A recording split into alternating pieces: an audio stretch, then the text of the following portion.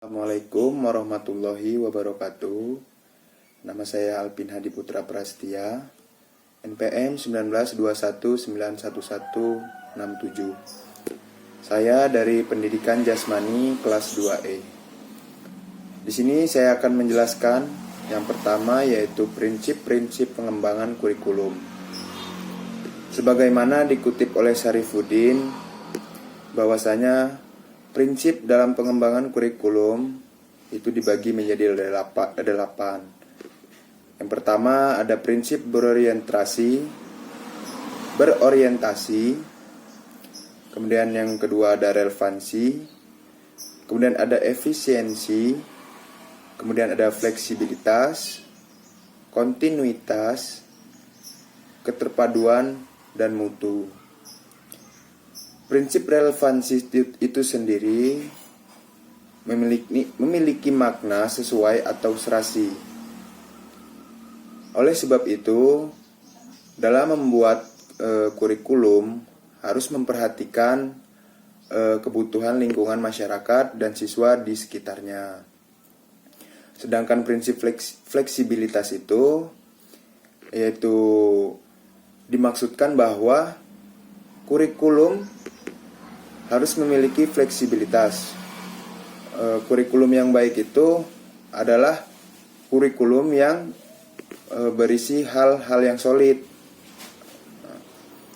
Kemudian ada prinsip kontinuitas. Makna kontinuitas di sini adalah berhubungan, yaitu adanya nilai keterkaitan antara kurikulum dari berbagai tingkat pendidikan, sehingga tidak terjadi pengulangan atau pengembangan kurikulum. Jadi, apa itu pengembangan kurikulum? Pengembangan kurikulum adalah proses perencanaan dan penyusunan kurikulum oleh pengembang kurikulum dan kegiatan yang dilakukan agar kurikulum yang dihasilkan dapat menjadi bahan ajar dan acuan yang digunakan untuk mencapai tujuan pendidikan nasional. Selanjutnya yaitu faktor-faktor yang mempengaruhi pengembangan kurikulum.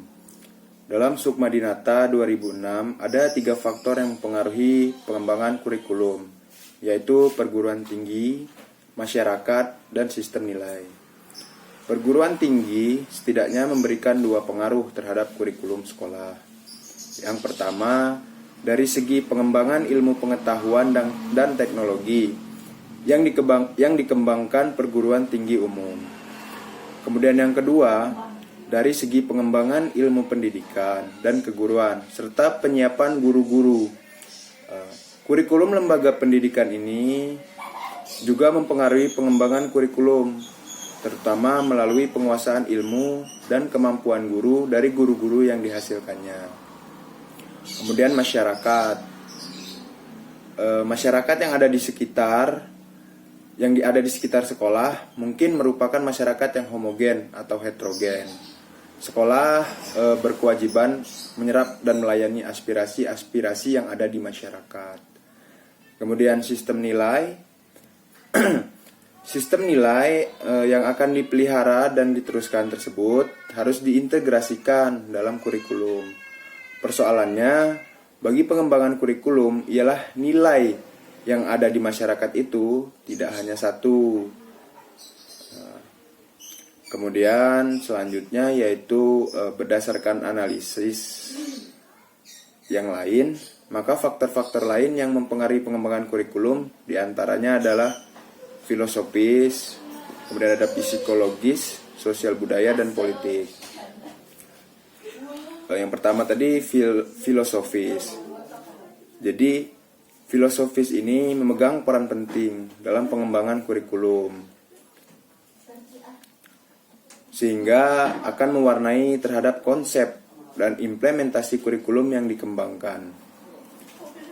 Kemudian selanjutnya yaitu ada psikologis. Sukmadinata mengemukakan bahwa minimal terdapat 2 bidang psikologi yang mendasari perkembangan kurikulum. yaitu psikologi perkembangan dan psikologi belajar. Kemudian ada sosial budaya. Sosial budaya ini jadi kurikulum menentukan pelaksanaan dari hasil pendidikan. Jadi kita memaklumi bahwa pendidikan merupakan usaha mempersiapkan peserta didik untuk terjun ke lingkungan masyarakat. Jadi pendidikan bukan hanya untuk pendidikan semata, namun memberikan bekal pengetahuan, kemudian keterampilan, serta nilai-nilai untuk hidup. Kemudian ada politik. Hal ini jelas menunjukkan bahwa pengembangan kurikulum dipengaruhi oleh proses politik. Karena setiap kali tampuk pimpinan negara itu bertukar, maka setiap kali itulah kurikulum pendidikan berubah.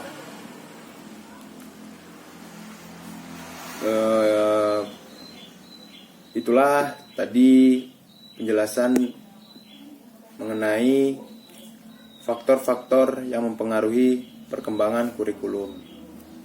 Kemudian selanjutnya ada artikulasi dan hambatan kurikulum. Artikulasi dilaksanakan dengan baik akan terwujud kesinambungan. Untuk menyusun artikulasi, kurikulum diperlukan kerjasama dari berbagai pihak.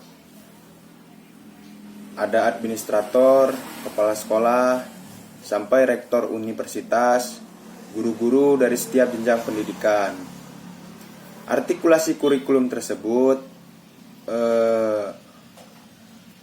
murid pun perlu dimintakan pendapatnya tentang hubungan pelajaran yang satu dengan yang lainnya. Kemudian salah satu hal yang perlu sering dipandang menghambat artikulasi adalah pembagian menurut tingkat belajarnya. Hal itu menyebabkan tersusunnya organisasi mata pelajaran yang kaku. Untuk menjamin kesinambungan belajar, beberapa sekolah menggunakan sistem pendidikan tidak berkelas.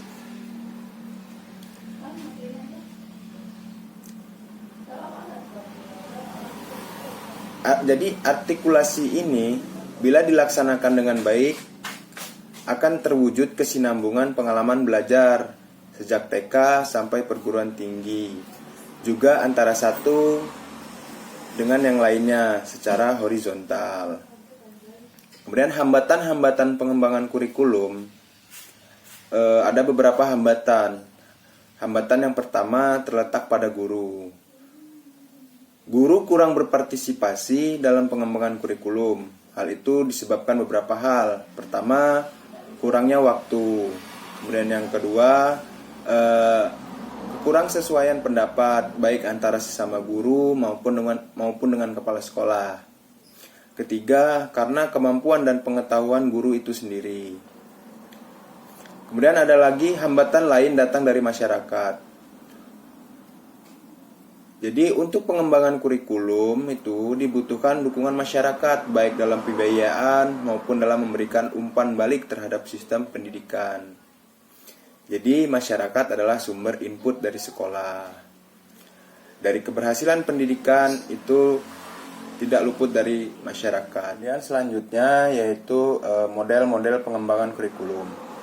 Model pengembangan kurikulum adalah model yang digunakan untuk mengembangkan suatu kurikulum, di mana pengembangan kurikulum dibutuhkan untuk memperbaiki atau menyempurnakan kurikulum yang dibuat untuk dikembangkan sendiri, baik dari pemerintah, pusat, pemerintah daerah, atau sekolah. Macam-macam model pengembangan kurikulum itu ada model Taylor, kemudian ada model Taba, kemudian ada model Weller, kemudian ada model Nicolis, ada model Skillback, kemudian ada model Saylor. Yang ketujuh model Kemis atau Mike Tiger. Itulah tadi beberapa model pengembangan dari kurikulum. Itulah yang dapat saya sampaikan. Saya akhiri. Wabillahi taufiq wal hidayah. Wassalamualaikum warahmatullahi wabarakatuh.